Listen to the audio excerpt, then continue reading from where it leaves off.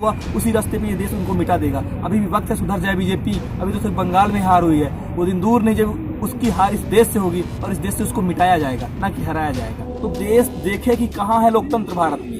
कठपुतली तंत्र है, लूट तंत्र है, गणतंत्र है, भारत में है क्या? भारत के लोगों को सोचना चाहिए। अगर ये सच्चाई है कि इस तरह की बात है, मुख्यमंत्री की सीट को हराया जा रहा है, मुख्यमंत्री को हराया जा रहा है, तो देश सो रहा है क्या? देश मर गया क्या? अगर मर गया तो फिर धिक्कार है ऐसे लोगों पे जो आज उनके अंदर गुस्सा नहीं आया कि मुख्यमंत्री को हरा दिया गया। आप शांत हो, आपको क्या लगता है कि आप जीत जाओगे? जो लोग आज शांत बैठे हैं उनको क्या लगता है कि वो भारत को जीत लेंगे, भारत को बचा लेंगे? गोगोई के रास्ते पर चलेगा और एक बदलाव की लहर आएगी पूरे भारत में और पूरा भारत एक होकर के एक नए भारत का निर्माण करेगा। इस कांग्रेस और बीजेपी लुटेरी सरकारों से भारत को मुक्त कराएगा। आप लोगों ने बहुत अच्छा किया, इस नकारा निकम्मी सरकार को आपने इस अपने राज्य से भगाया है। तुम बताओ कि तुम्हारा नैतिक मूल्य कहाँ है? तुमने बंगाल में क्या लोकसभा चुनाव में दंगा नहीं करवाया? उत्तर प्रदेश चुनाव जीतने के लिए तुमने दंगा नहीं कराया? हर गली में तुम दंगा नहीं करवाते हो अपना चुनाव जीतने के लिए। गृहमंत्री क्या कर रहा है भाई? गृहमंत्री हिंसा करवा रहा है। मतलब शर्म आती है? अपने गृहमंत्री से इस्तीफा ले। अगर उसको विरोध प्रदर्शन ही करना है तो अपने गृहमंत्री से इस्तीफा लेना भाई। अभी तो वहाँ की सरकार बनी ही नहीं, सरकार की क्या जिम्मेदारी होगी हिंसा करवाएगी? बंगाल में बीजेपी की हार हुई है, इस पर आप क्या कहना चाहेंगे? बंगाल में बीजेपी की हार होना ये दर्शाता है कि ये देश बदल रहा है, ये देश शोषकों से मुक्त हो रहा है। ये देश, इस देश को बांटने वाले जो लोग हैं, दक्षिणपंथी लोग, हिंदुत्व की राजनीति करने वाले लोग, सांप्रदायिक लोग, देश उनको नकार रहा है। उनको समझ में आ जाना चाहिए, अगर उनको इस देश में राजनीति करनी तो उनको अपने विचारों में बदलाव लाना पड़ेगा। अगर बदलाव नहीं लाते तो ये देश उनको खत्म कर देगा, ये देश उनको मिटा देगा। जो हाल हिटलर और मुसोलिनी का हुआ उसी रास्ते पे ये देश उनको मिटा देगा। अभी भी वक्त है, सुधर जाए बीजेपी। अभी तो सिर्फ बंगाल में हार हुई है, वो दिन दूर नहीं जब उसकी हार इस देश से होगी और इस देश से उसको मिटाया जाएगा, ना कि हराया जाएगा। ममता बनर्जी की नंदीग्राम में हार हुई, इस पर आप क्या कहना चाहेंगे? बंगाल तो जीत लिया परंतु ममता बनर्जी की तो हार हो गई।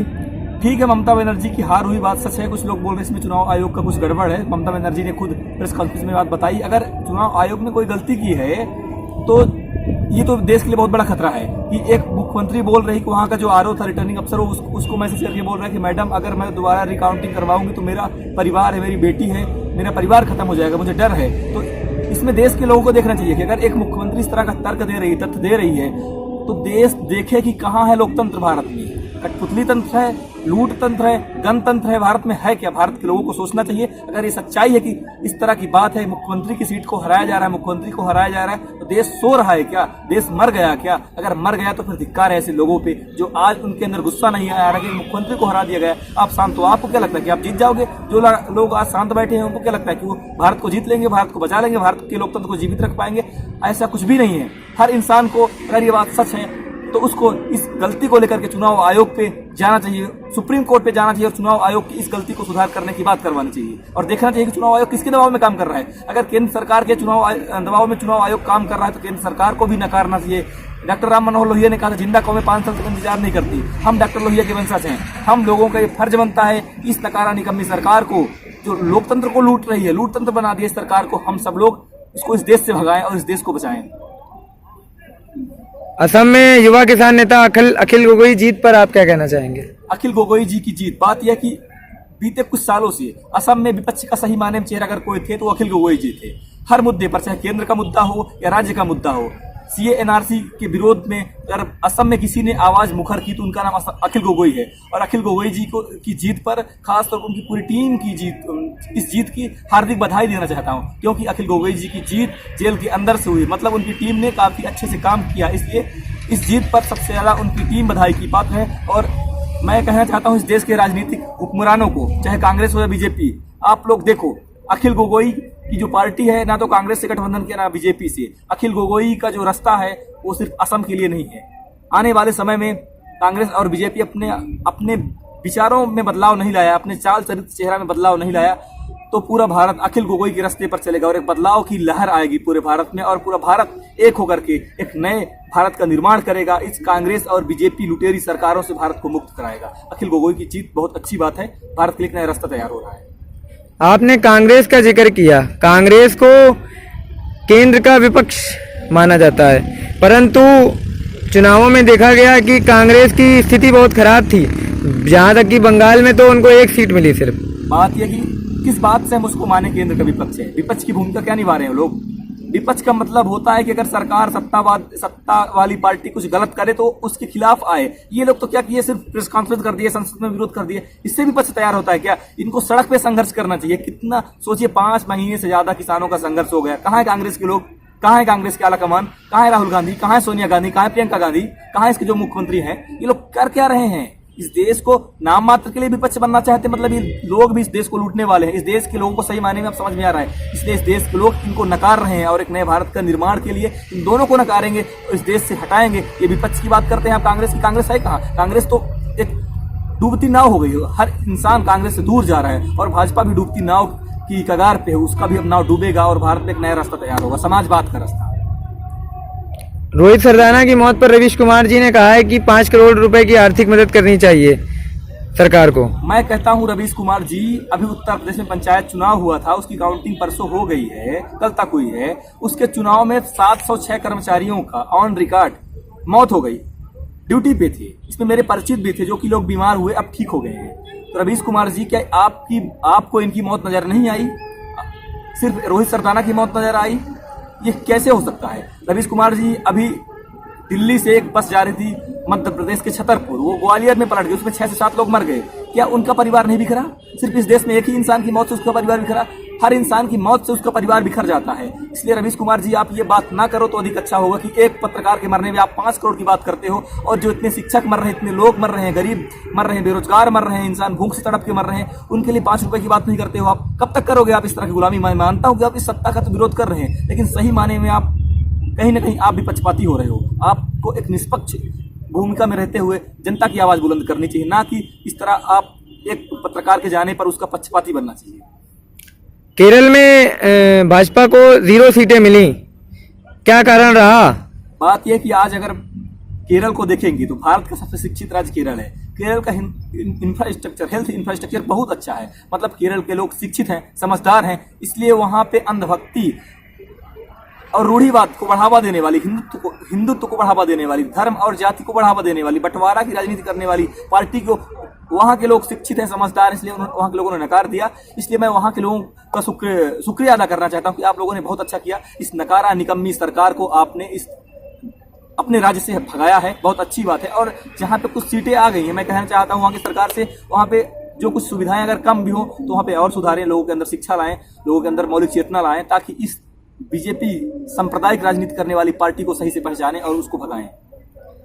कर्नाटक में अभी खबर आई कल कि 24 लोगों की जान चली गई, 60 किलोमीटर से ऑक्सीजन नहीं आ पाया। अब बात यह है कि कर्नाटक जहां पे बीजेपी की सरकार है, वहां पे मुंबई से विधायक जा सकते हैं जब सरकार गिराना था तो, और 60 किलोमीटर से ऑक्सीजन नहीं आ पाया, जहां पे 24 लोगों की मौत हो गई। कितना दुखद है, 24 लोगों की जान चली गई ऑक्सीजन की कमी से, और 24 विधायक चले गए थे राज्य छोड़ करके जब तक सरकार नहीं बनी। ये इस देश का दुर्भाग्य है और उन लोगों की जान गई नहीं है, सरकार ने उनकी हत्या की, वहाँ की स्टेट गवर्नमेंट ने उन लोगों की हत्या की है। ये दुखद है कि इस देश के लोग पता नहीं कब जागेंगे। पूरा देश शोर मचा रहा है कि भाई देश कहाँ जा रहा है, देश को कौन लोग चला रहे हैं, लेकिन इस देश के जो सोए हुए लोग हैं, शहरी लोग हैं, उनको सिर्फ और सिर्फ अपने घर परिवार नौकरी से मतलब है। आज शहरी लोग, अगर बात करें आज सिलेंडर की, तो एलपीजी की बात नहीं, ऑक्सीजन सिलेंडर की बात होती है, और वही शहरी लोग रो रहे हैं ऑक्सीजन सिलेंडर के लिए। मैं कहता हूं रो मत भाई, सड़क पे आओ, इस सरकार के खिलाफ संघर्ष करो। रोने से क्या होगा? रोने से तो इसका मतलब साबित होता है कि आप कमजोर हो। आप मजबूर नहीं, मजबूत बनो। इस तानाशाही सरकार, नकारी निकम्मी सरकार को जवाब दो।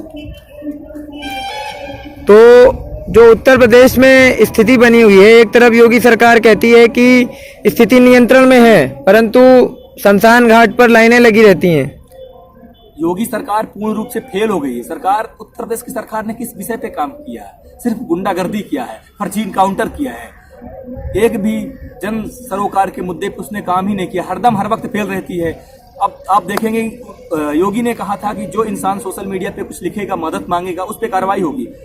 सुप्रीम कोर्ट ने तत्काल इस विषय पे रोक लगाया कि ऐसा नहीं हो सकता, इंसान मदद मांग रहे हैं इस दुख की घड़ी में, सब तक मदद पहुंचनी चाहिए। लेकिन उसके बाद भी उत्तर प्रदेश की सरकार ने सुप्रीम कोर्ट की एक भी नहीं सुनी है, और कई सारे पत्रकारों पे, सोशल एक्टिविस्टों पे कार्रवाई हुई है। और उसी में से एक लड़की का वीडियो वायरल हुआ, उसने खुलेआम कहा योगी सरकार को कि मेरे पिताजी हॉस्पिटल में एडमिट है, 4,70,000 रुपये मैं दे चुकी हूँ। उसके बाद अभी तक कुछ पता नहीं मेरे पिताजी का क्या इलाज हो रहा है। मैं खुलेआम बोलती हूँ कि उत्तर प्रदेश सरकार कुछ भी व्यवस्था नहीं कर पा रही है। सरकार को जो करना हो करे। सरकार अगर मुझे गिरफ्तार करवाना चाहती तो करवाए, लेकिन योगी का ये नकारापन है, निकम्मापन है कि उसके लोग, उसके मतलब उसके राज्य के लोग मर रहे हैं। मुख्यमंत्री का एक राज्य होता है, उसके राज्य के लोग मर रहे हैं ऑक्सीजन बिना, दवाई बिना, और मुख्यमंत्री का इतना संवेदनहीन बयान बहुत ही शर्मनाक है। मैं कहता हूं उत्तर प्रदेश के लोगों से कि आप लोग जागो और इस संवेदनहीन मुख्यमंत्री से अपना प्रदेश बचाओ, अपने लोगों की जान बचाओ। ये संवेदनहीन मुख्यमंत्री आपका प्रदेश चलाने के योग्य ही नहीं है। इसको अपने प्रदेश से भगाओ, अपना प्रदेश बचाओ।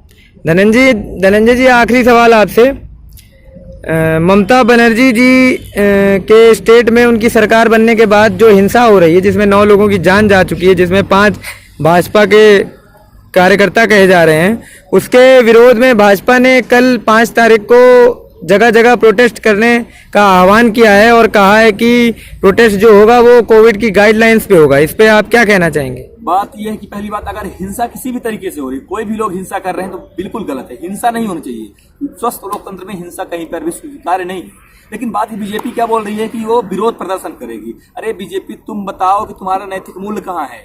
तुमने बंगाल में क्या लोकसभा चुनाव में दंगा नहीं करवाया? उत्तर प्रदेश चुनाव जीतने के लिए तुमने दंगा नहीं कराया? हर गली में तुम दंगा नहीं करवाते हो अपना चुनाव जीतने के लिए, और अगर टीएमसी दंगा करवा रही तो बिल्कुल गलत है। और बंगाल को, मैं बीजेपी को एक बात और कहना चाहता हूं कि वो बोल रही है कि हम विरोध करेंगे। इस महामारी के टाइम में जब बोल रहे हैं कि लोग अपने घर में रहो, तुम लोग ही, तुम्हारी सरकार बोल रही है कि लोग घर में रहें, भीड़ इकट्ठा ना करें, उस टाइम पर तुम बोल रहे हो कि विरोध प्रदर्शन करेंगे। किस बात का विरोध प्रदर्शन करोगे? तुम्हारे पास नैतिक रूप से ये बात करने का तुम्हें कोई हक ही नहीं कि तुम विरोध प्रदर्शन करोगे। तुम लोग विरोध की बात करते हो, जहां पर विरोध की आवाज होती है इसको तुम दफन कर देते हो, और विरोध की बात करते हो। सर मानिए जैसे बीजेपी के नेताओं को जो बोल रहे हैं विरोध करेंगे, विरोध किस बात का करोगे? विरोध करो नरेंद्र मोदी का। इस विपरीत परिस्थिति में इस देश में इतना इंतजाम क्यों नहीं है? सवाल करो प्रधानमंत्री से, सवाल करो स्वास्थ्य मंत्री से, लेकिन कोई सवाल करने वाला नहीं। अगर बंगाल में हिंसा हो रही है तो वहां के जिम्मेदारी है गृह मंत्री की। गृह मंत्री क्या कर रहा है भाई? गृह मंत्री हिंसा करवा रहा है, मतलब शर्म आती है। अपने गृह मंत्री से इस्तीफा ले। अगर उसको विरोध प्रदर्शन ही करना है तो अपने गृह मंत्री से इस्तीफा लेना भाई। अभी तो वहां की सरकार बनी ही नहीं, सरकार की क्या जिम्मेदारी होगी हिंसा करवाएगी? अगर इस वक्त जिम्मेदारी किसी की है तो जिम्मेदारी चुनाव आयोग की, चुनाव आयोग के साथ साथ गृह मंत्री की। गृह मंत्री को भी इस्तीफा देना चाहिए।